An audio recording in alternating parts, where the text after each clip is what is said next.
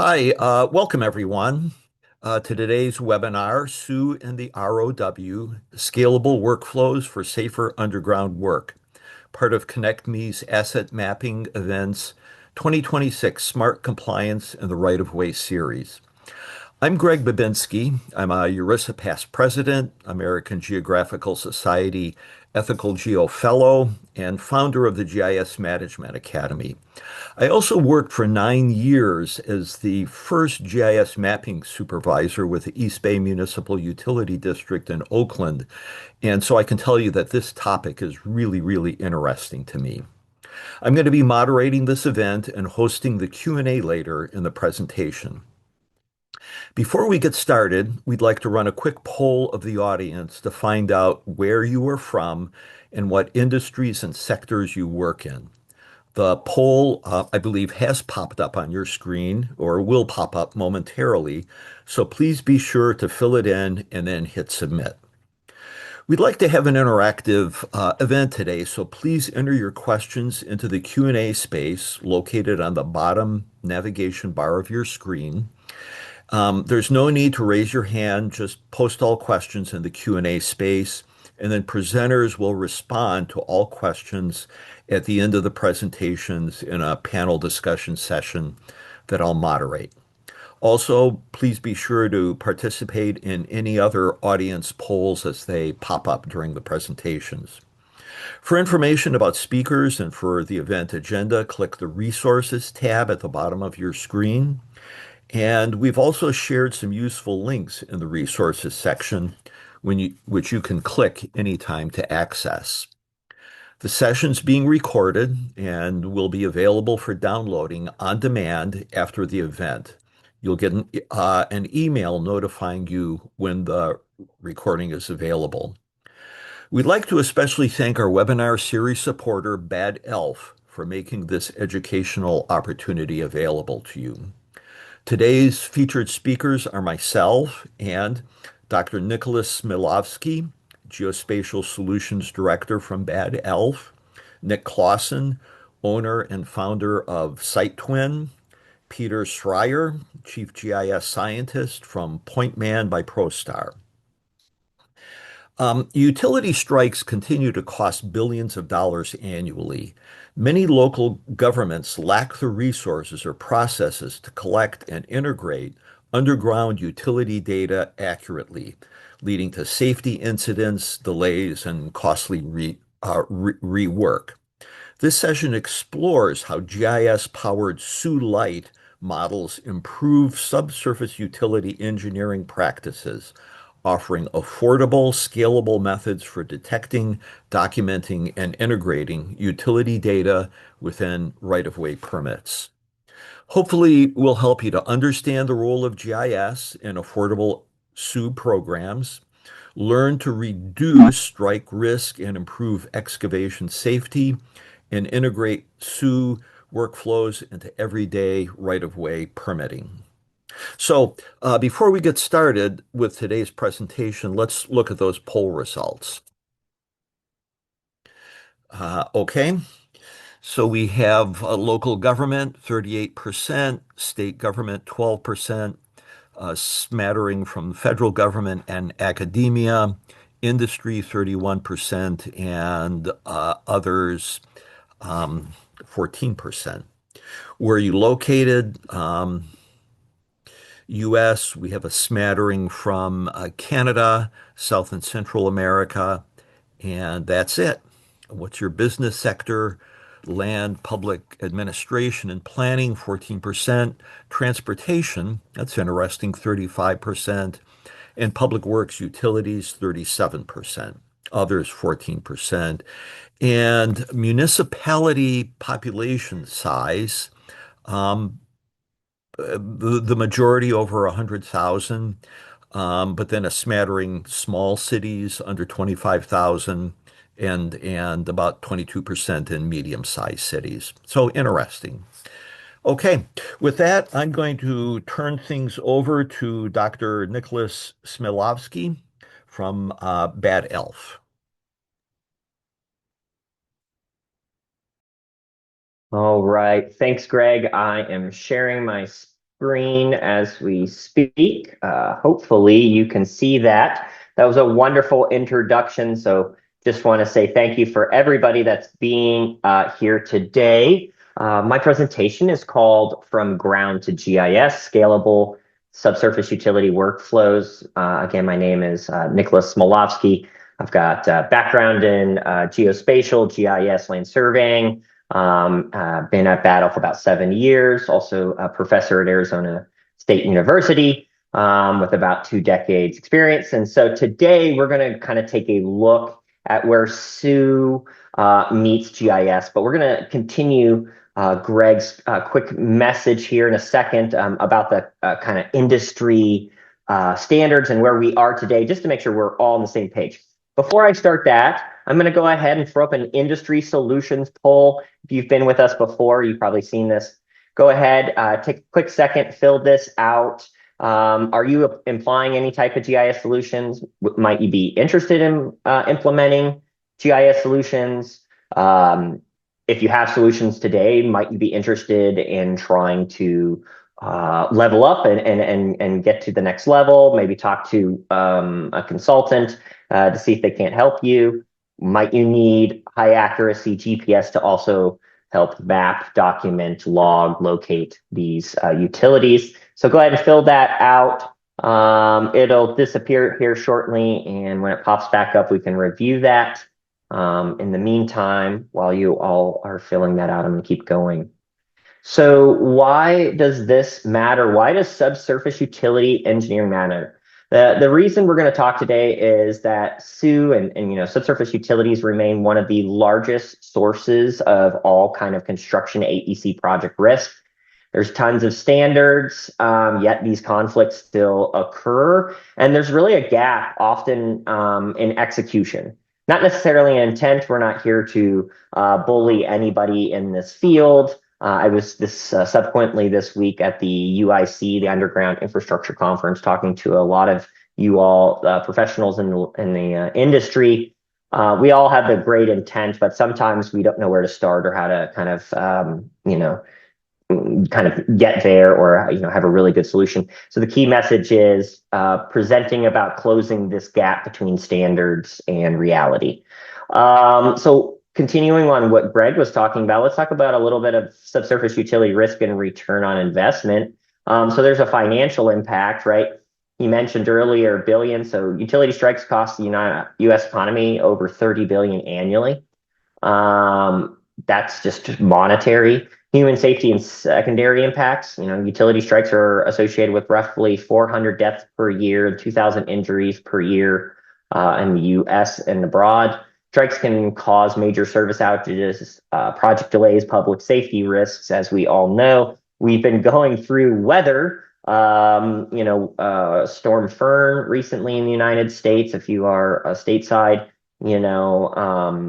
people hitting utility poles or the weather can cause these types of outages as well. Infrastructure pressure. Nearly 25% of utility strikes occur because the locate practices were missed or outdated utility data was used. That's a big deal. We have a lot of old legacy records we really want to start thinking through, working through, and getting updated.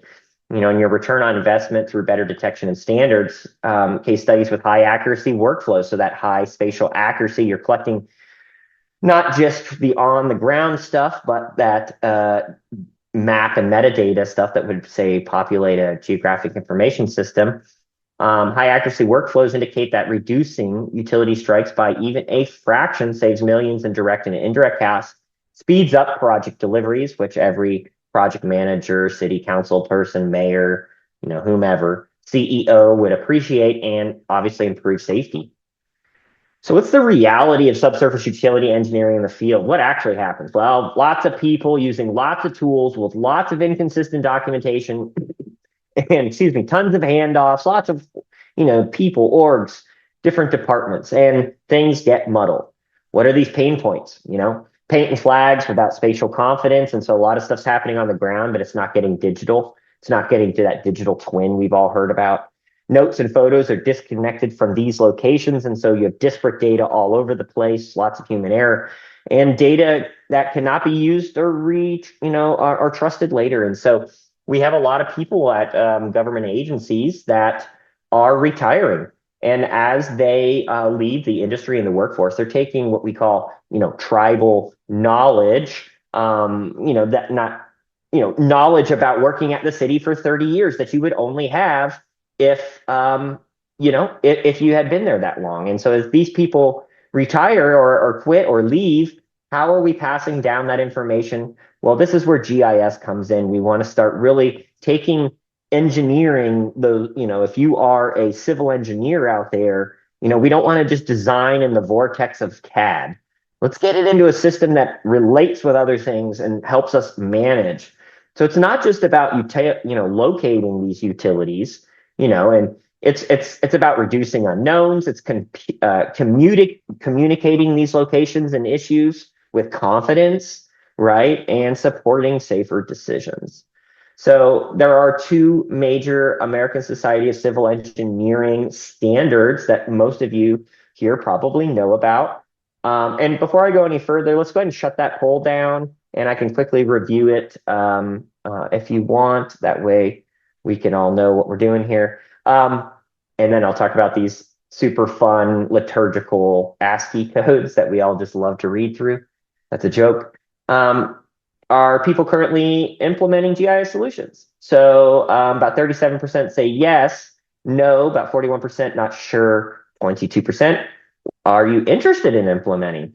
So between yes and maybe, fun fact, about 60% of you all say that, you are interested in kind of leveling up your subsurface utility engineering. About 10% or so say not interested, and about 25% of you are already doing this. And so hopefully we are giving you a pat on the back that you're doing the right things. Let's see here. Are you interested to talk? Not so much. We get it. Not everybody wants to be spoken to after these events, but of course, we do recommend any of the speakers, end users, myself, or Greg, the MC. We are all available, and you can also send in questions. We'll have a live Q&A at the end that was mentioned. So please utilize anybody here as a resource, regardless. And do you need high accuracy GPS? Almost 50% said yes, about 35% said no, and about 18% said not applicable. Okay, so that's a little bit more about you all. So we know where you're from and what you're doing. And so appreciate again that you're here. So if you've not heard of these ASCII codes, 38 and 75, 38 revolves around how utilities are investigated and classified, where 75 is how the data are documented, communicated, and reused. If you aren't familiar, there is a confidence level outlined in 38. Level B, level C, and level D. A being the best and D being the worst. D being just kind of basic research, maybe going to an assessor's page. C is doing some actual site visiting, doing some hand measuring, surface feature correlation. What we're talking about today mostly starts at quality level B and would end in A, where we're using geophysical detection through locators and different types of devices like ground penetrating radar. And then last but not least, the highest level of confidence is established by actually seeing and touching the utility. And we probably all know that as of the vacuum excavation process. So why does ASCII 75 then exist? Well, utility data often outlives the project. And so we need a set of data and reports that can outlive single people. Cities are temporal. There are cities around the world that are thousands of years old. Last year, at the end of the year, I was fortunate enough to go to Germany. I was in Cologne, a very old city, but I took pictures next to a sewer system, an aqueduct installed by the Romans in, say, 200 AD. That's 1,800 years of utilities. We're not going to have less things in the ground. And so we need to do mapping, right? So we need future users that need more than just context. They need coordinates and real smart data, right?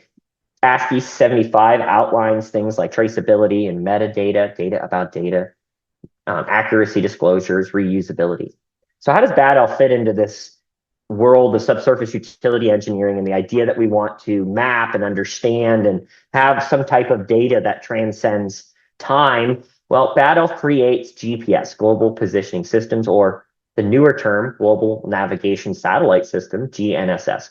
So we're a third-party, affordable alternative GPS. I'm not going to get into this much because I want to stay educational. I will say there are other GPS on the market. Do your due diligence. We're one of many players, but hopefully you'll consider us if you need GPS down the road. How is Bad Elf aligned to these? Well, with having a high accuracy GPS, you're able to support these quality levels, especially A, B, and C, by accurate capture of surface utilities, by spatial anchoring of geophysical marks, and then that precise documentation of test hole locations and exposed assets.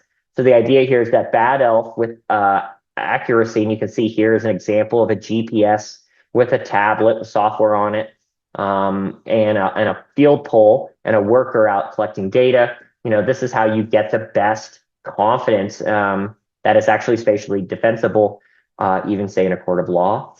We're also aligned to the ASCII 75 by supporting best practices in traceable collection, documentation accuracy, and consistent positioning metadata. And again, metadata meaning data about data. So yes, you have the position of the utility, but what about the utility do you know? What kind of utility is it? How deep is it? When was it installed? Who installed it? When was the thing surveyed? There's a lot of information that can be collected, attributable, and that's the backbone of GIS, right? GIS data is both spatial and informational. It's attributable, right? And so Bad Elf assists with that because the GPS is sort of the room that ties together. It's the rug that ties the room together. I will mention we partner with a company called ProStar, and they have an application PointMan we're going to discuss a little bit more here and later in today's presentation. PointMan being the application side and Bad Elf being the GPS side, and then you throw in a locator, you've got a pretty nifty, low-cost solution with high power. Last thing about Bad Elf, we've got two sides of data collectors. Our bigger Bad Elf Flex, more are the standard traditional GPS, like for a land surveyor, higher accuracy all the time, a little heavier. And then the Bad Elf Flex Mini, our newer unit that can be literally attached right to a locator. Both of them are centimeter grade, and that's actually incorrect. That should say 2 centimeters, not 25. And again, mentioning the relationship that we have with PointMan, why PointMan and Bad Elf work together and fit the SUE platform really well. Well, metadata first, field collection, and so we focus on that data about data. Really, that's the power behind knowing these utilities. Structured feature capability, designed for field to office continuity. We really want to make things easy.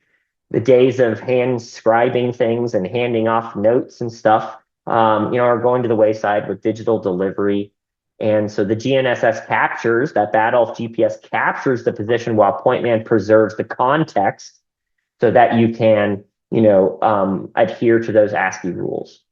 Here's an image of PointMan and some of the metadata that is collected, but you can collect locations and attributes, different types of methods of collection. And of course, we all know a photo speaks 1,000 words, and you can take field notes. So the engineers don't just understand where, but how, and how confidently. So that's really important. I also want to make a big shout out here that this solution of Bad Elf and PointMan exports, PointMan specifically, and we are at Bad Elf an Esri Gold partner. Esri being the largest kind of enterprise GIS in the world. But you want to get these data that are collected in the field into systems of record, whether it's GIS systems or CAD systems or asset management systems that cities are often employing. And then, owner databases and custom reports. And the idea here is that these systems of record, these dashboards can help people consume it, the information, whether you're the constituent or you're the manager of the data. You can reuse it across projects and reduce redundant investigations, and the data has longevity. So it lasts and it will permeate into the future. I mentioned Esri. One of the things that's really interesting is Esri's utility network. It's a very heavy, but very, very powerful information model wrapped around utilities. And PointMan can not just export to shapefile, but also has some more direct connections with web, mapping services. If you are a larger city, you may already employ utility network, but the data collected by Bad Elf and these locators and things go into these systems. And so here's a great example of a locator going out after it's spray painted with a GPS. And this is where mapping technology literally fits in and where it doesn't, right? So technology doesn't necessarily replace engineer's judgment. You're a PE for a reason. It's not going to actually, remove some of the geophysical tests of actually potholing and things like that, and vacuum engineering, right? But technology does support consistent execution. That's really important. We all want to get A pluses, right? All the time. Repeatable documentation and reliable data handoff, and those data have longevity. So from field to feature class, right? Feature class being this GIS term. Utilities are detected using geophysics, like a locator, radio detection unit. Bad Elf provides the accurate position, right? So we Bluetooth connect to your phone or tablet or locator, and we provide a really good X, Y, and Z lat long elevation. And in this scenario, and there's other apps out there on the market that Bad Elf works with, and maybe you use one of those, which is totally fine. At the end of the day, we provide position, we dance with everybody, but PointMan is a great example of a app that is super affordable, easy to use, and it captures the features and the metadata that are required specifically from those ASCII standards. And so the data exported to the systems of record and the reports created are literally adhering to the code, and then the engineers design with confidence and context.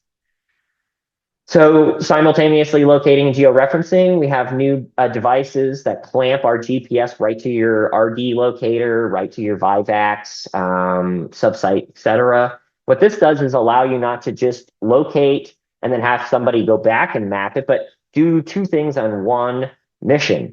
Do two jobs at once. You're cutting things down by 2 to 1, so that reduces all kinds of error and cost and re-site visiting.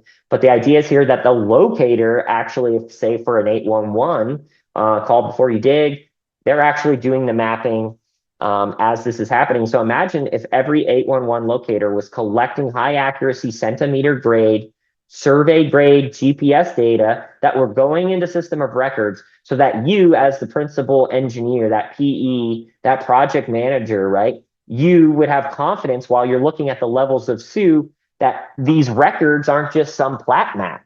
They're digital, really high accuracy records, right? So we want to reduce the risk and provide real outcomes, fewer utility conflicts, better design, reduce rework, clearer communication. And all of this revolves around GPS accuracy, locational accuracy to reduce the risk, and then that context prevents the mistakes of really understanding that digital twin, the digital representation of the real world.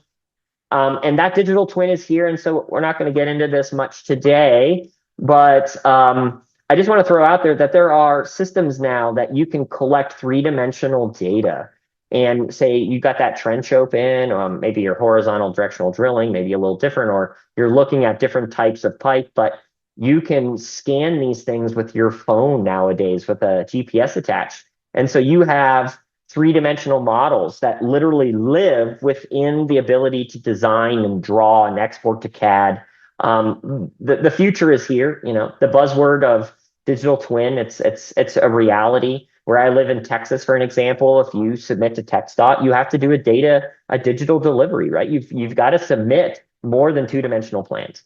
So what are the takeaways? And I've run a little bit long, but I wanted to really give context and educationally make sure everybody was on the same page so the next few speakers really can knock it out of the park. But you've got to have confidence in hitting ASCII 38. We want to preserve the trust in ASCII 75. And we have a team that can execute consistently on both of those. So that's from ground to GIS. Thank you. If you have any other questions, you can email sales@bad-elf.com. Again, I ran a little long, but hopefully it was worth it to put really good context. I'm going to go ahead and invite a good friend of mine, Peter Srajer, up from ProStar. So, Peter, I'm going to stop sharing my screen and hand it over to you, my friend. Take it away. Thank you. Where's the share? Share.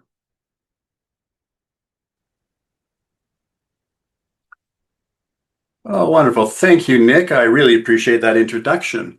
One thing I'm going to be talking about today is more on the technical aspect. Nick has done a fantastic job of showing you kind of a very amazing overview of what we're looking at with subsurface utility engineering. I'm going to kind of push it back more and say, what are we doing that's fundamentally changing how we locate and manage these utilities? There's a convergence of basically AI, geospatial technologies, and some practical engineering that still, resides in there and always will.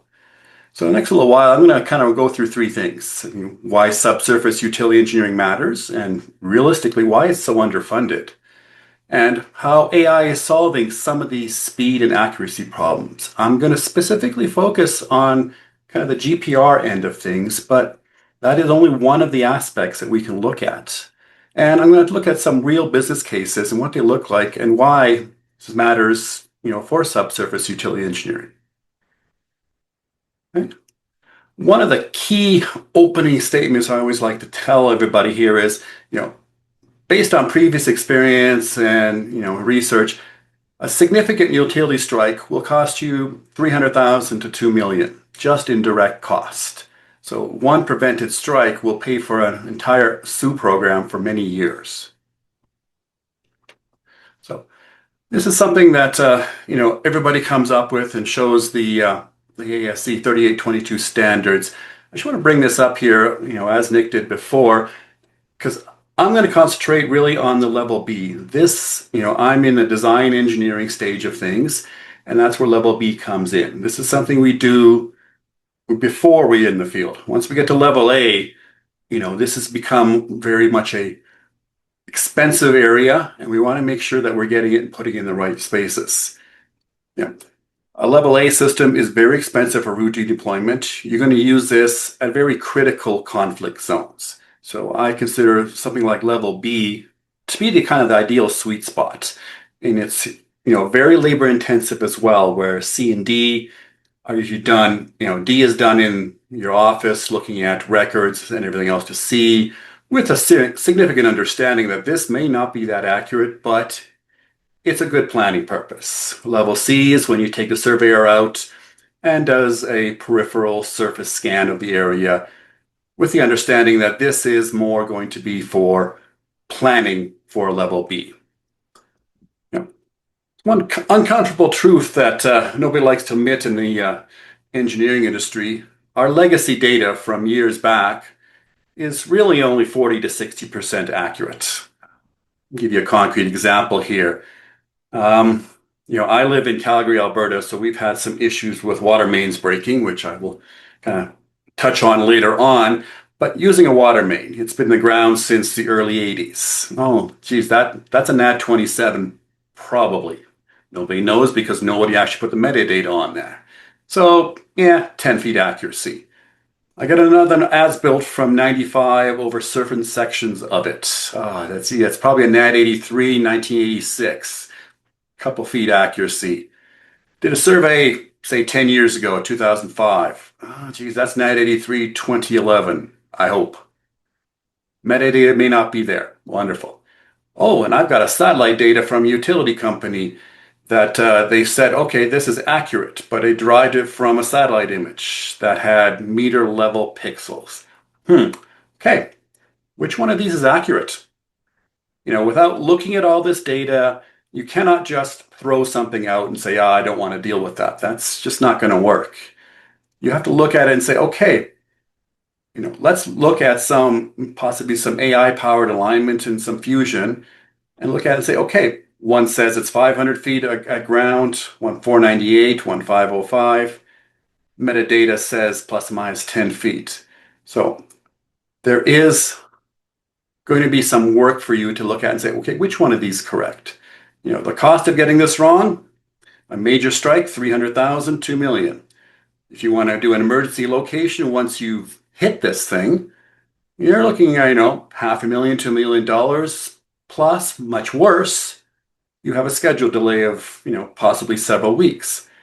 And even worse than that, you have now inconvenienced tens, hundreds, thousands of people by striking, water line, electrical line, or a fiber optic line. And the last thing you want to do is be on the front page of some social media site saying, oh, well, I didn't think it was there. That's really not going to fly. So take a look at what we have here. So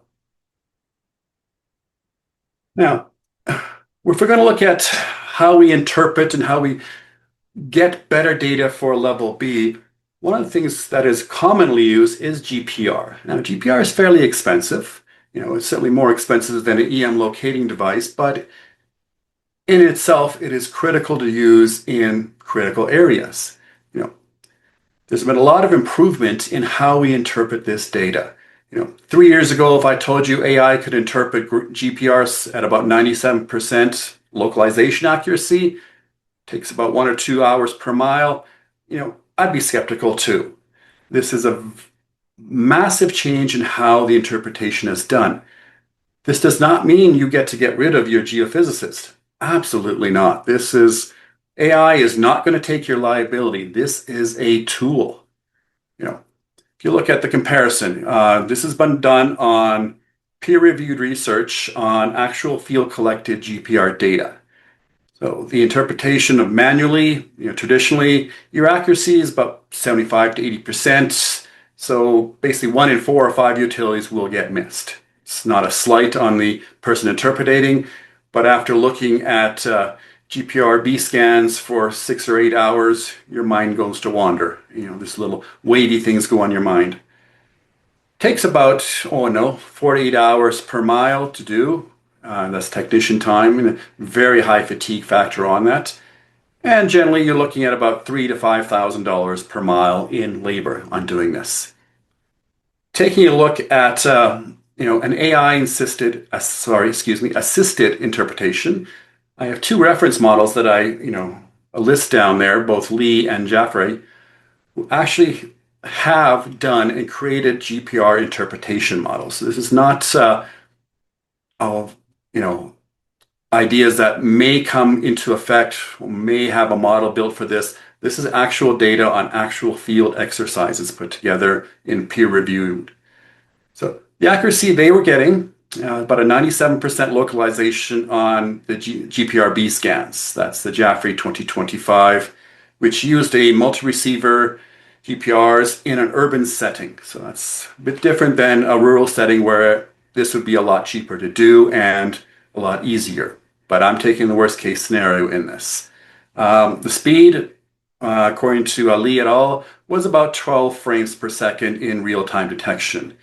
For those of you in the AI open vision area, Lee was using a YOLO 3 model, and this is validated on actual field GPR scenes, as opposed to Jaffray, which used a YOLO 8 and a MASC-R hybrid system. Again, this is actual field data and models that are in production at this point in time. What was found was about a 17 to 22 percentage point gain, which means 5 to 6 times fewer misses. So on a 20-mile project, you go from about 5 missed utilities to less than 1. So 75% labor reduction with validated quality improvement. Now, everything on here, the slide is interesting, but the most useful piece is the confidence scoring that AI will give you. I can tell you, its accuracy is this, that, or anything else, but as an engineer, I want to have confidence in that data. And based on that confidence, I can go and say, okay, you know what? If I get a confidence reading from the AI saying it's 95, 96%, I'm going to say, okay, you know what? Once I've tested this out, I'm happy with this. I'm going to be good with this. I'm going to use this information in my design. Doesn't mean I'm not going to call 811 or do some field verification once in a while, but it gives me a level of confidence that as an engineer, I can go, all right, I'm happy with this. these are kind of my confidence scoring intervals, and based on the reference models that we've been given, you know, if the AI comes back and says, I have a confidence only about 80% or 72%, you know, as a person who works in AI, I'm going to look at that and say, okay, that's really poor. I'm going to have to do better than that. But it gives me the option to say, you know what? I can send a field crew out now to these areas as a priority. Maybe the other ones at about 80%, I'm going to look at and say, do I have, the time or inclination to do that, depending on what I expect to hit. If I'm hitting a fiber line, that's different than hitting a sewer line, possibly. So let's look at that. But this, as a professional engineer, gives me an idea of what I'm going to be looking at.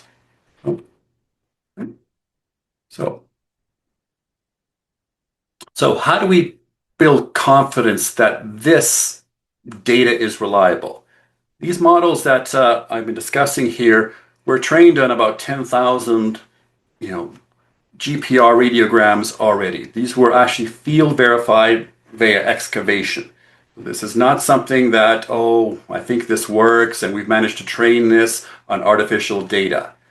These were using multi-class detections. These 6 here: water, gas, electric, telecom, standard conduits, and sewer lines. And they were validated by independent test. Basically, the data that the model never was trained on confirmed about a 97% accuracy. Lee et al. Independently validated that same data set when they were running about 12 frames per second on a field GPR. So this is real data, no synthetic data. This is actual field radiograms that were validated by excavation. Empirical validation, and this is not vendor marketing. I specifically do not indicate which GPR it is because that really shouldn't matter. They're all fairly good, very good, and the same B scans will come up from this. Now, what we get out of this? Well, there's 3 layers for you to sign off on as a P.Eng. You'll get the detected utility, you'll get the location, and you'll get the depth. From the hyperbola fitting, which is what the AI is looking for. You'll get a kind of a confidence percentage. This is derived from what's called a YOLO objective score and a mass confidence. Those of you in the AI field, if you're interested in more on that, please feel free to contact me and we can discuss, or I can show you some of the actual data sets for that.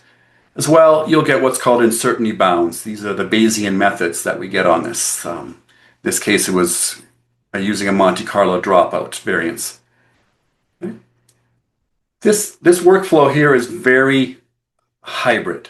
You're not getting rid of the human in the loop. In fact, the human in the loop is the most critical, far more than the AI. The AI just does a pre-process. So the AI pre-processes, for example, a 10-mile survey takes about 2 hours. This is, based on the 2020 reports. It will flag several low confidence detections. Human, the engineer looks at it, or the technician looks at it and says, you know what? That's correct, or no, that's okay, we're good with that, or I'm uncertain on that. And then the professional will sign off as per the standard ASC 3822, workflow process. So you're getting faster, you're getting more accurate, and you have an audit trail now. So again, I'm going to emphasize this was done in the real world, excavation verified labels and third party. Second thing we're going to take a look at here, I'm going to put this all together in the end. We have the AR for GPR systems, and now we look at what's called data conflation. The problem is, when you go back to that water main I mentioned, you have multiple records from different years, different datums. Are these all the same utility that we're looking at? We all know that utilities can be all placed in the same utility corridor. We can take a look at what else is in there. You can have a water main, you could have a sewer line right beside it, right above it, you'll have electrical, all sorts of different things that you're getting it from. And all of them have come from different sources. Okay? So without AI, it's a lot of manual overview. You have, arguments between surveyors and engineers on guessing which is which, what's going on, which datum you have, and which record wins. You can pick the most recent. Yeah, sure. That came from possibly a satellite image, which only picked up surface features. You can make the assumption that this is straight line between them, but that's probably a poor idea. Average them? Yeah, that doesn't work if you have 10-foot accuracy versus a 2-foot accuracy or a 6-inch accuracy. So what do? There's no real standard way of going forward. As a surveyor, we're always taught marks on the ground, govern. Well, that only works if you have those. So with AI, you can basically use an algorithmic answer backed by your some uncertainty principles and quantifications. And what you're going to do is, all right, initially transform it all to the same, common datums. It doesn't really matter which one. The most modern one's probably the best one because you're going to have to put this in a GIS eventually, or you should. This will resolve, probably about half your confusion on the datums. And then we do what's called feature matching with machine learning. This is going to try to identify the same utility, analyzes the spatial proximity, attribute similarity. A sewer line is generally much bigger than a standard water line, and a fiber optic line is much smaller than all of them. So you can use all this information, the depths that you're understanding. For example, here where I live, water lines are generally put at a minimum 6 feet below the ground due to frost. So if it sees that far down, then it's probably not a fiber optic, more likely to be this, with other features as well. So then now that you've matched the records, you're fused into one using, what is really called an inverse accuracy weighting. You don't average these out because they have different accuracies. Weight them based on the accuracy. And this is not something the AI is going to decide on. This is something you as a professional will. And then you have to take a look at that as a professional and say, am I happy with that? Am I understanding it?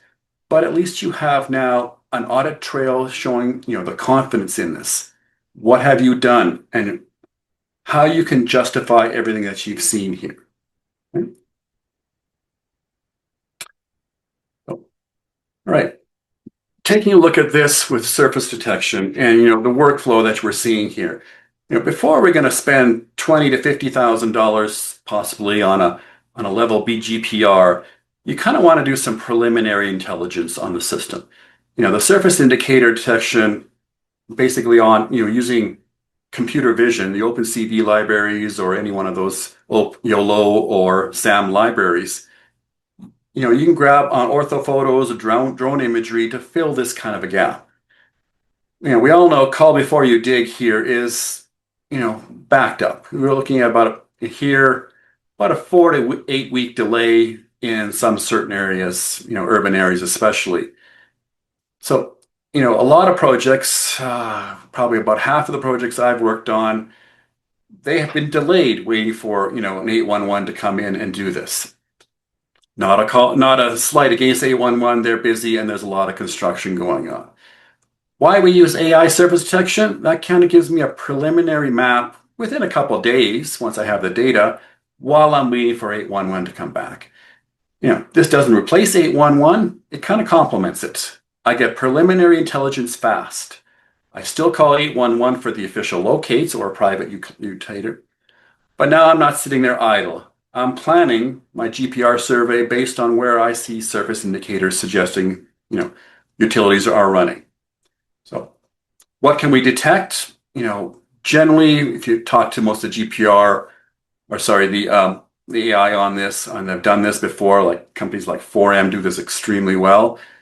Electric pedestals, transformers, gas valves, meter boxes, manholes are all found. Pole mounted and, conduits are on the ground are actually found quite easily. Cost on this is, $1 to $5 an acre. It's very quick versus, hundreds of dollars if you want to send a utility come out there for it.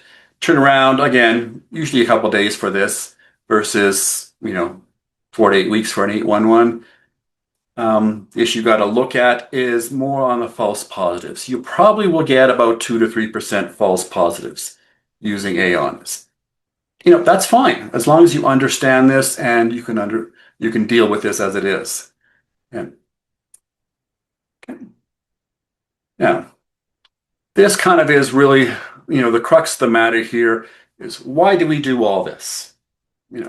Why do we do GPR, EM locates, even, any type of SUE work at all? Well, there's a business impact to it.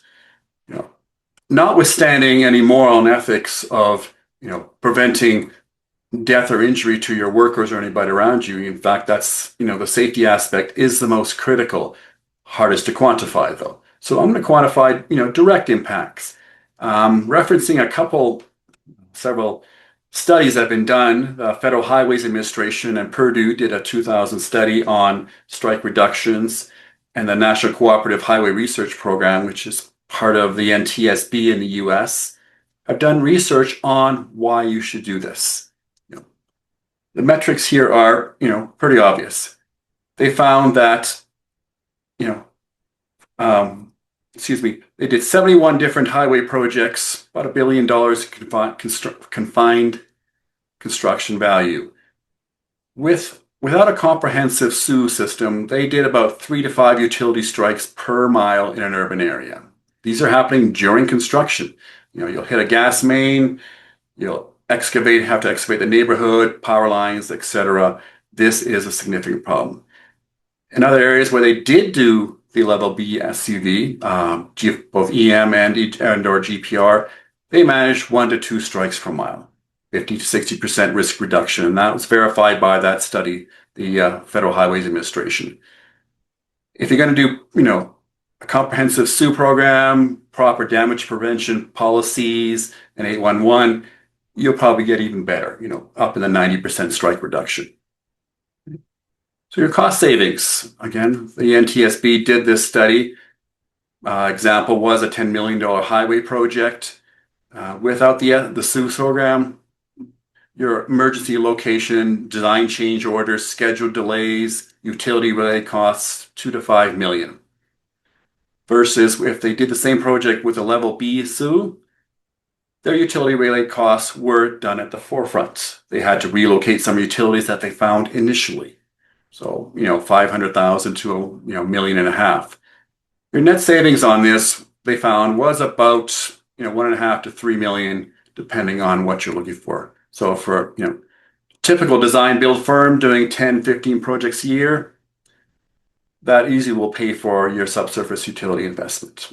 The 12 to 1 return, that is from a real world Federal Highway Administration, where they did a highway widening project, about 15 miles, $80 million budget. They found if the investment of about $200,000, $180,000 exactly in SUE program, level C surveys plus level B GPR in certain areas, was they identified their utility conflicts very early and very quickly, and relocation on those was done at the forefront. The alternative was, if they hit something, was depending, any one of the things of our emergency response, $500,000, utility company has to go emergency mobilization, several $100,000, schedule delays, and emergency cost of about, $3.5 million in total. So you avoided costs of about $2.5 million, $2.3 million versus a $180,000 investments. That's where that 12.81 comes. Again, this is not speculative. This is not, I think so. This is actual data from the Federal Highways Administration. So your efficiency multiplier on that was, if you read through these papers with AI assisted interpretation versus manual interpretation, your labor intensity was about 75%. These are all, real hard costs that have been found in the field, using subsurface utility location and AI to actually figure these things out as a much easier system. So summary, this business case is quite overwhelming. If you're doing SUE at all, AI makes it much more economical and more likely to deploy on every project instead of just kind of the critical ones. I'm just going to really, I have the 5 key takeaways with this, conclusions that we get. One thing has been mentioned before as well by Nick, data integrity, foundational. AI is, garbage in, garbage out. There is no AI sophistication that will fix poor source data. In fact, it makes it much worse. It'll assume it's correct and carry on. So, there has to be a continuous investment in data, and that's really non-negotiable. This is a kind of an organizational commitment and not a one-time project. And you have to be able to find this data. You put it into a GIS or a database of some form, you can always get it, and have the proper metadata with it. 10 years from now, nobody knows what this line is. If I know it's red, so I'm going to guess electrical, but that's not sufficient for me. AI transforms efficiency. These aren't marginal gains that you're getting with it. They kind of change the economics of SUE. Suddenly, level B will become deployable on our routine projects. Right? Integration of your data.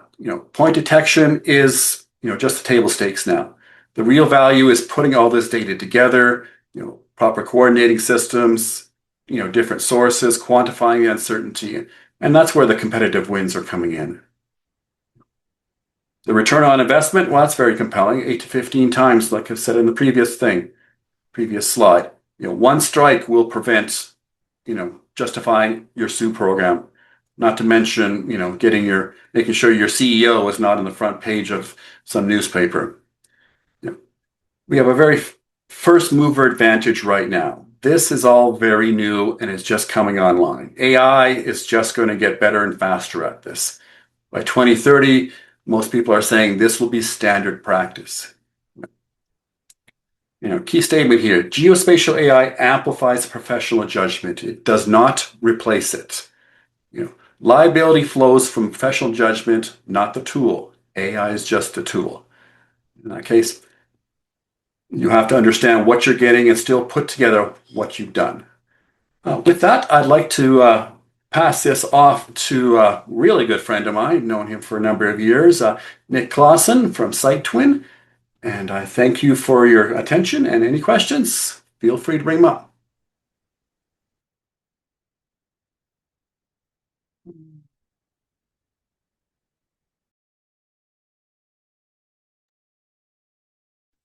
Good afternoon, good morning, everyone. Thank you to everyone here and making the time to attend, and our previous presenters. I'll do my best to not be redundant, and my role here is to apply what a lot of the different tools, technologies, and platforms that are available for SUE documentation, right-of-way work, how it applies to the field, and often not just the technology side and the tools that are available, but where it breaks down. Not to be cliche, but communication is always key. And so I just wanted to take a couple examples, a few slides to walk you guys through as to the title of the slides, where work holds up under pressure. Before I do that, I do believe we have a poll available. If we could share that at the beginning, I will give you guys plenty of time to answer these. They are wordy, lengthy questions, but any feedback is most obliged and will definitely help push this conversation. So let me go ahead and share my screen here. All right, screen one, share. Okay, as you can see, and as I had previously mentioned, title of the slide being where work holds up under pressure. We've been around for 3 years now in the SUE industry, going on 5. And really what we're trying to highlight is different breakpoints, different technologies, different use cases as to where we can be implemented from a field service perspective, whether it's our company, another company, or anyone that's in the process from data collection through post-processing, through most importantly getting good GIS data back to the field for people that need it, the operators, the excavators, the contractors. So you can take this writ large and follow me through. Field reality, not technology. So like I mentioned, rooted in private locating, we're often the very first call for a lot of these projects. A lot of ground penetrating radar has been mentioned throughout this, and we really come in to support where plans are wrong. Obviously, paint doesn't always last, and access can be limited, especially depending on the site. What was found through a variety of jobs and time in the field is it's not necessarily a failure of technology. As demonstrated, the technology is available. It's widely marketed, but the disconnect between those tools and the chaotic reality of the field is typically where we see a lot of the failures. decision makers, facility owners, whoever it is you need to communicate with, often aren't there on site at the same time, meaning that there's some type of gap in information and communication almost consistently. We adopted a lot of these systems out of necessity, not enthusiasm. Not to say that they aren't fantastic platforms, but this is the way that we can move forward on the road to zero, making sure that traditional methods that previously created exposure, we can now help augment that reality.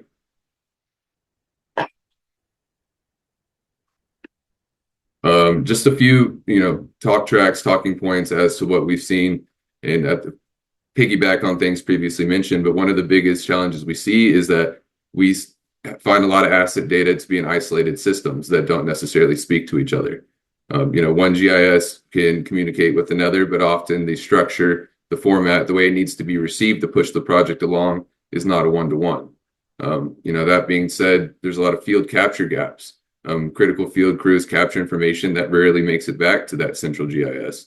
And the most important part isn't necessarily having an asset management system, which we proved available to do. It's getting it back again to operators, excavators, ultimately the people that would be in the path of injury and or putting services out, which is a wreck on everyone that lives on the internet, which is all of us nowadays. Clearly, disappearing marks. I know people have always seen paint flags. Things get graded, things move. There is really no excuse to not being captured or not being able to capture that information, creating that digital twin while you're there. It's really the best practice moving forward, and something that we've seen a lot of people move towards. Kind of going towards data silos, unstructured data, a lot of photos and notes. I've seen a variety of deliverables be going to Google Drive, and then I'll have another KMZ on another side of it, and putting it all together in a real-time system where people are able to access it really is that bridge between success and failure on certain projects.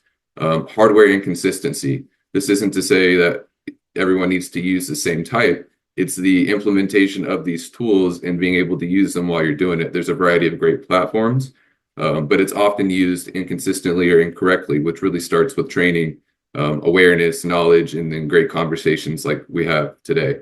And then training gaps. That's an ongoing need. People love to grow their companies. People move jobs. Even the best in the business stay in training as much as possible, right? Because it typically stops the moment that production pressure and timelines tighten.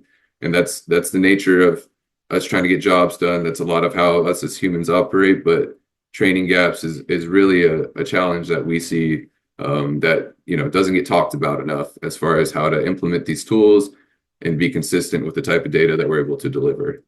And then blast talk, damages happen because handoffs fail. Again, not a lack of technology, but often a lack of communication.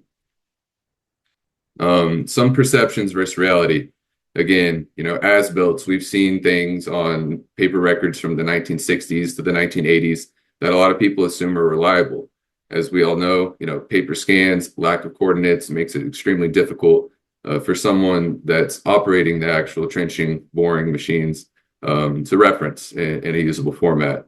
The idea of 811 marks having the total picture, it often applies to the publicly available utilities and active registered ones. I've talked to many municipalities where they might not even be on that 811 system, large ones and small ones. Here in Central Texas, near the Houston area, you'd be frankly shocked about who's able to opt in, and often that's a resource constraint, nothing to do with the validity of the department that we're working for.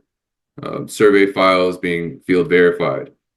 Surveys are great. Often they're as accurate as you can get them. But even if they live outside of a paper scan onto a desktop, the implementation of having it on a mobile app, on a tablet, on a phone, just having it generally accessible, and these supercomputers we carry around in our pockets all day seems to be very common, something that should be commonplace. But that's a gap that, again, is trying to be bridged actively. And then the GIS layers being up to date. I've worked with multiple departments where, hey, they have a ton of field data, but post-processing it, making sure the attributions are correct, making sure that the schema is aligning, often takes a lot of legwork. And again, with the rise of AI, I'm sure that could be shortened, but Most departments, again, are constrained by a lot of resources, and the gaps between data collection to verification to distribution to the field can be lengthy. I've heard from 6 months up to a year. And then obviously all of that raises the public risk impact. Decisions made on these assumptions put crews, schedules, and the general public at risk. And having verified data that's easily shareable is really the only defense. So why right-of-way utility data breaks? Again, not to completely say what I had before, but the coordination gaps between survey, design, and field teams. There's issues before the project even starts, right? And that's just in the coordination side. And then when you are able to coordinate it, the false confidence that's available with what you do have without being able to verify the metadata or look at the who, what, when, where, and why, as we all reference, that historical data fails when the coordinate systems or reference points are conflict in the field. And then most common in our day-to-day is scheduling pressures. It seems simple, it's non-technical, but having good enough data isn't necessarily good enough. And a lot of people are pushed by timelines, often pushed by permitting efforts to be able to get things done, submit their applications, and at the end of the day, get paid for their services and what people do in the field to make a living. Mixed sources, we have all kinds of open source data. We have all kinds of GIS silos, all kinds of as-built back in the old office door that no one's really opened in 10 years. But GIS is really one of those tools where we can create layers as a single source of truth if we're able to use it effectively. And then liability exposure, undocumented conflicts discovered by backhoe transfers massive risk and liability directly to the owner. So real world impact being pre-construction data will break into turns into damages, delays, and of course unnecessary taxpayer costs, which we are all accustomed to. Field reality, some of the things that we see that make our make our job a little bit harder, make someone else's in the field just as difficult. Something as simple as access constraints.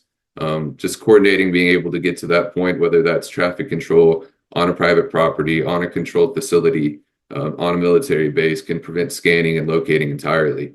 And that's held up projects, for weeks, months at a time for us. Non-traceable materials. GPR has been heavily implemented in a lot of locates and underground investigations. But at the end of the day, most people on this call have seen the wands in the field. And a lot of these utilities that are supposed to be traceable previously had tracer wire. Things like PVC, concrete, and cast iron can be resistant to standard locating signals. Traffic control limits really goes with access constraints. When working in heavily congested, heavily populated areas, the short closure window forces rushed collection and missed tie-ins. And then things as simple as sequencing, weather, abandoned utilities really being one of those ghost words that gets everyone up at night. But ghost lines that no one has any documentation of, those still stop augers, just like live lines, right? So just as much of an impact to the broader community.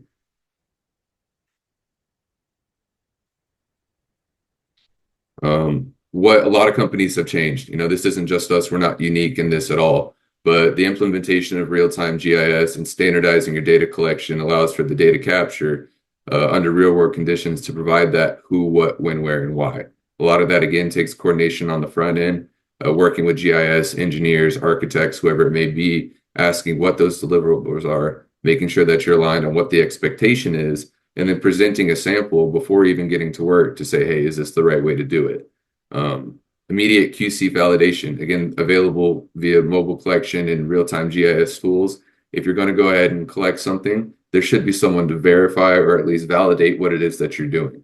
And so fixing errors before the crew leaves the field, again, can close that redundancy gap and that communication gap between field and office back to reality.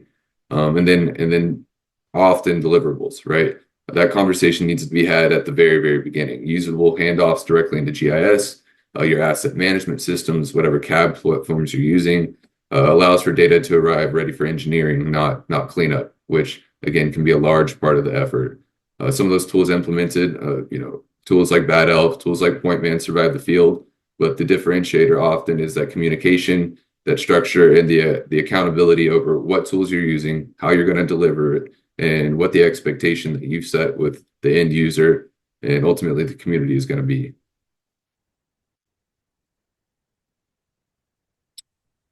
So again, just to kind of cap it, is the accountability test, as we call it. Can you show what was known, when it was known, and how it was communicated? And that's often the line, between a problem and a claim, or worse, injury. And SUE without traceability, it's just a snapshot in time. You really be able to need to be able to prove what happened, when it happened, where it happened. GIS collection without discipline on the structure of data and what's actually being collected in the attribution quickly goes stale and unreliable. It takes someone with heavy subject matter knowledge to be able to fix that and make it usable. Training without follow through. We've all been a part of a either program or new system where, hey, we'll show it to you once and, forget about it. You should know it by now. But that's, ongoing training, ongoing performance checks, making sure that you're up to date with the latest available tools. Those things do get ignored under pressure. And again, that's a lot to do with time constraints and really just people wanting to get the job done. And then, of course, the right-of-way magnifies risk due to constrained access and compressed timelines and the large volume of people dependent on those utilities within there.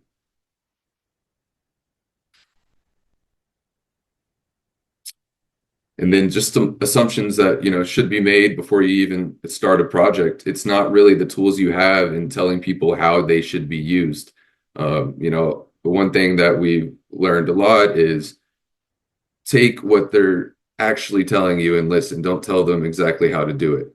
Yes, we're experts. Yes, there's a ton of great technologies and great people at this job, but it really needs to be designed from the conversation, from the risk of excavation, the congestion in the area, and some basic assumptions. But our assumptions include that records are incomplete, often because they are. It's safe to operate on that. Old adage, but trust but verify. Assume that crews rotate often. That can mean a variety of things, whether that's new employees, new companies, obviously new people over the lifetime of an asset, 10, 20, up to, I think Nick mentioned 1,800 years with the aqueducts. Those crews have definitely rotated by now. Always assume access, schedule conflicts, possible weather problems into your conversations, into your timelines, so that those coordination problems and what leads to challenges don't happen, right? It, again, is a process of communication. And then your deliverables must survive construction and disputes. They'll CYA policy, to be frank, but, the who, what, when, where, and why, once again, is always the most important. And if someone on the site cannot understand what was done 6 months later, it's not done. It's useless information. And then I called it field discipline, but it's not just about data. It's not just about tools. It's about the reality of the infrastructure and the ultimate cost, which, when we fail to capture, it's not just a change order. It's not just part of a construction project. It's ultimately risk to public safety, reliable power, taxpayer dollars, and community trust. So that's us trying to tie it in together. Really appreciate everyone on the call. I think we might have poll results. I'm not sure if we can pull those up to see what we have so far, but I'd be really happy to hear it. So how often does the field collected utility data make it back into your asset management or GIS into a usable format? 9% said always. That's actually more than I had expected. 56% said sometimes. 9 people, 26% said rarely, and then another 9% said never, which is often what we see. Where does right-of-way utility data most commonly break down before reaching GIS? About half of the people here said incomplete or unreliable source records. Again, those paper maps, the lack thereof, the inability to transfer it, of course, it seems to be a recurring problem. Field collection and consistency. I can sense the GIS on the people on the call here, and that's a real challenge. It became extremely apparent to us in a project in Katy, Texas, where a good week or two was spent just formatting the schemas and the databases so that they could ultimately transfer it to their Esri or their CAD system, however the deliverables needed to be for the city.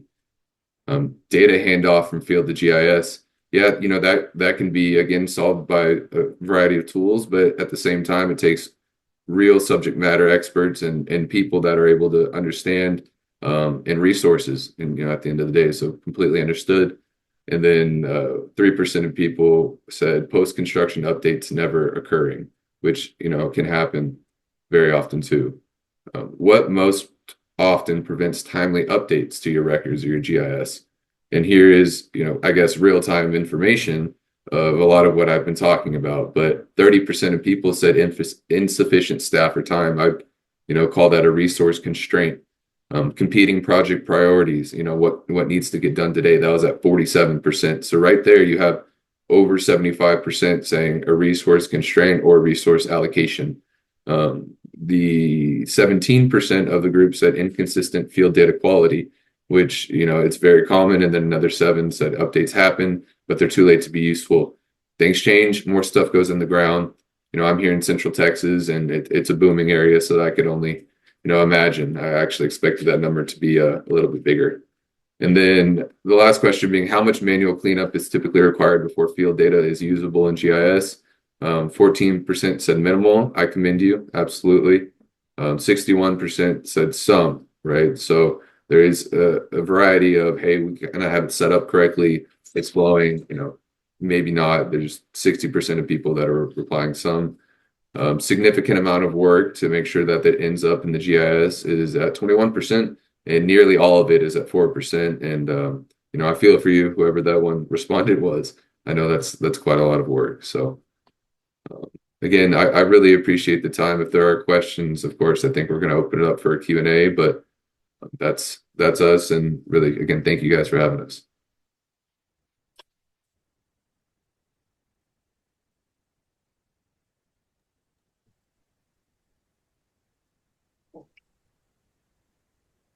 Well, thanks, Nick, Nicholas, and Peter. I certainly learned a lot from listening to the three of you today.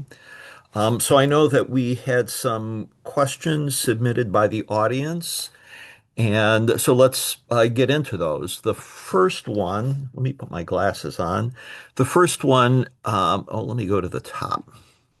First one, can you share your references for the data on the ROI slide? And I think that was to you, Nicholas. And I'm certainly interested in anything having to do with any kind of GIS related ROI. So I would be interested in that too. I certainly, if anybody would like to email me directly, my email is Nick at bad-elf.com, bad-elf.com. Or you can email sales at bad-elf.com, and I will gladly share the slides with you. I would also say Peter had a lot of really, really good information, frankly, better than mine. And I may even suggest that people reach out to Peter. Absolutely. Feel free. I'm always happy to discuss, help. Any of the references that I have, those studies on the AI for GPR, happy to send them out to anybody. They're freely available. That's really great. I work, in the GIS area, and GIS ROI is something that is really important for government agencies when, budgets are in stress. And I've actually joined the Society for Benefit Cost Analysis. And, part of the lesson there, and, for those, the three of you that work in this industry, is considering reaching out to some professionals in the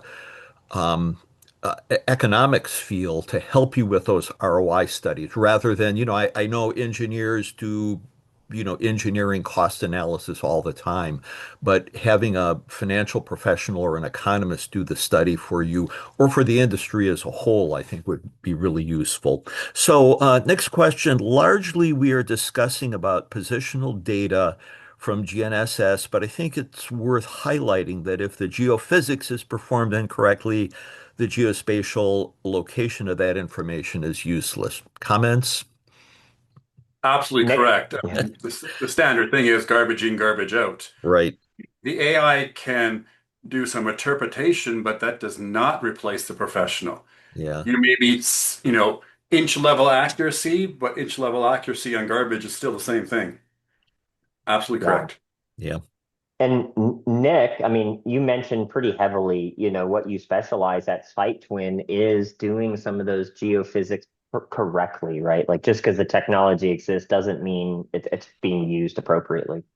I don't know, Nick, if you Right. wanted to jump in. Right. No, 100%.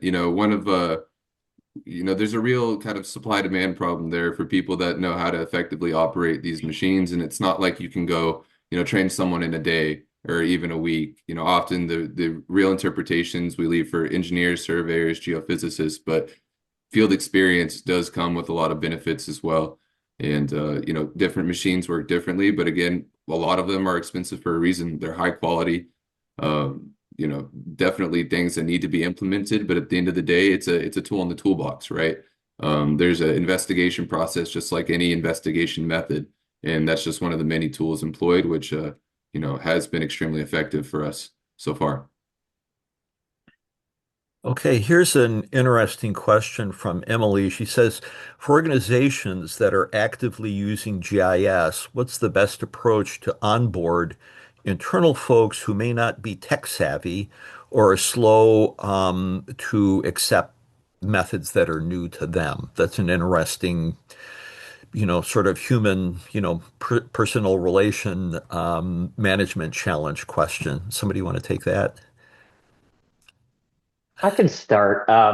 We This is bigger than subsurface utility engineering. I mean, this is something I would say that there's well, for an example, there's something called the adoption curve, or kind of the theory of adoption, and you've got early, innovators, you've got early adopters, you've got laggards. Check out a YouTube video. I believe his name is Simon Sinek. He talks about the golden circle. It's really wonderful. Everybody on the earth should watch this thing. But he talks about the law of diffusion of innovation. That's what it is. So why do I say all of that? There are going to be people that jump out there and they're the first people with the augmented reality and the AIs and the new toys.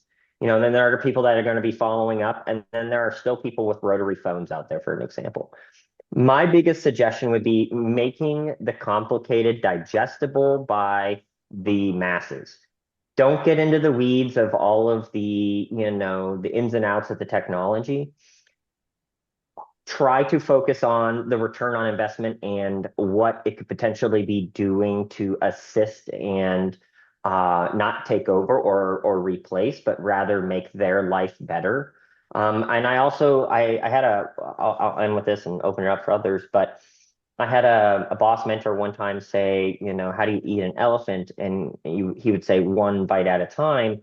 The idea being there, don't throw them the kitchen sink, maybe just start showing them how these things, these new tools and systems can really, really help. Oh, dashboards, dashboards, dashboards, dashboards, anything you can put as a control center for people, they love it. Right. Mhm. Um, more broadly, but in this again, it's bigger than, just adopting tools, but being able to understand incentives and really working backwards. Sometimes when there's new things that we're supposed to learn, new implementations, it can feel daunting. And being able to understand, hey, in your position, the reason that we're doing this is because our outcome is going to be X.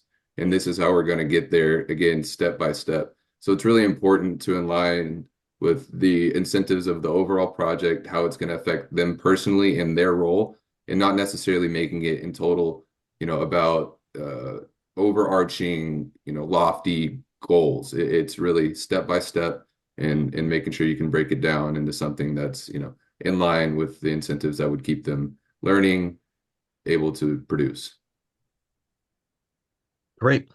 So here's another question. Level C data should be captured concurrently with a geophysical investigation, correct?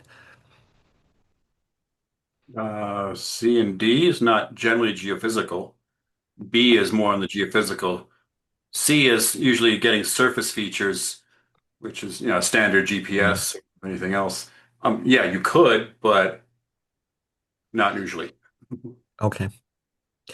So here's another question. GPR effectiveness on a site is based on the suitability of the soil, Mhm. In the US, over 60% of the soil are not particularly conducive to GPR. In these circumstances, what should the SUE provider recommend? You're absolutely correct. GPR is not suitable for large areas. There's nothing you can do about that. I'm going to be honest with you. If the geophysics don't support it, you can't do that, and you're stuck doing, a standard EM locate if it's Mm, available, or excavation. right. I agree. So I worked at a previous life for a telecommunication company in the greater Phoenix, Arizona area. If you know anything about the Southwest, there is caliche, which is a Mm, limestone derivative, and it's GPR eats up that stuff. You can't. So people would come in and try to sell us GPR, and we're like, okay, let's go outside and see how this does. And it never worked, right? And so right tool, right trade. Don't try to put square peg round hole. If GPR does not work in those soil consistencies, at some level, you may have to pothole. You might have to excavate. right. Yeah, That's the reality. yeah. So this next one is more like a comment, but I'll let any of you respond. I think the attendee says, I think it's important to qualify that the geological context controls the effectiveness of GPR. So while it's great to talk about GPR AI analysis, the data won't matter if the incorrect antenna is used or the data set is noisy due to conductive soils. Yeah. Oh, yeah. Again, absolutely. That refers to the previous question as well. Garbage in, garbage out, and it speaks, and I commend the question for that. That it is the professional responsibility to look at and say, is this going to work? Right. Right? I mean, AI does not replace a professional. Anybody who thinks that doesn't really understand AI well enough that should be out there. So, absolutely great question and correct. Great. Okay. Here's the last question I think we have. What other methodologies are being used to locate water lines? We have demo GPR, but results are poor because of our soil composition.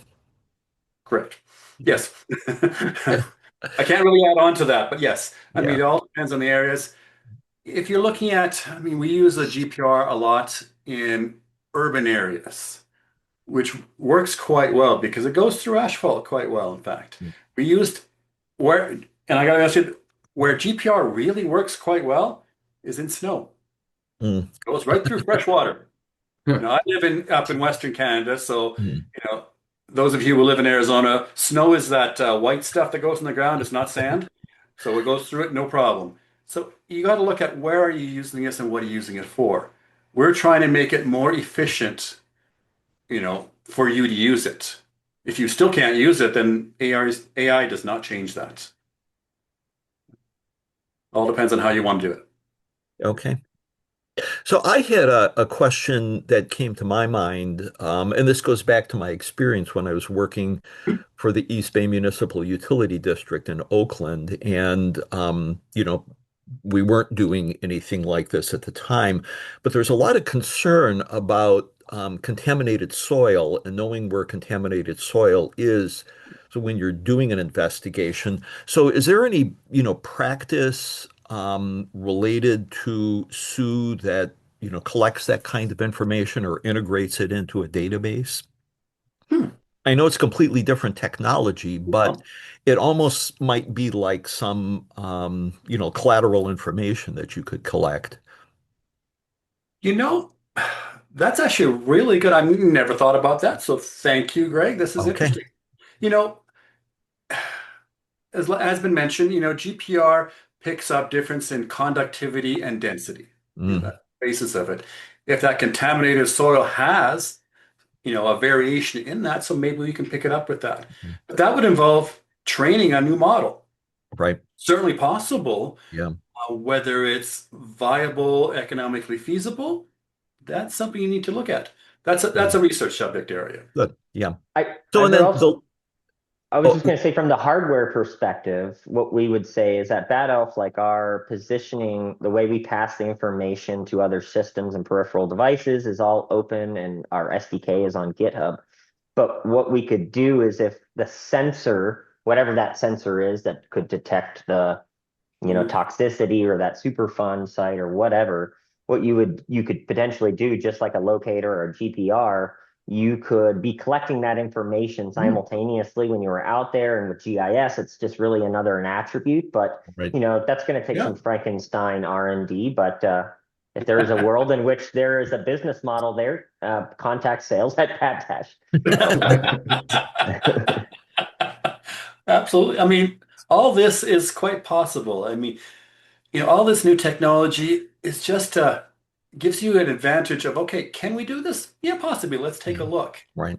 If you fail, fail very quickly. Good. Right. Carry on. One last comment I'll make, and this is maybe a suggestion to the three of you, but I don't know if you're familiar with the Geographic Information Science and Technology body of knowledge that is run by the University of Southern California. So it's a collection of like 300 or 400 peer-reviewed articles. They're not terribly long, they're in the range of 10 to 15, sometimes 20 pages. And this really sounds like a great topic for an application-specific best practices article for the GIS and T body of knowledge. So if you're interested, let me know. I can get you in touch with the editor there. Sure. Um, do the three of you have any other comments to make? We're really at the end of our time. I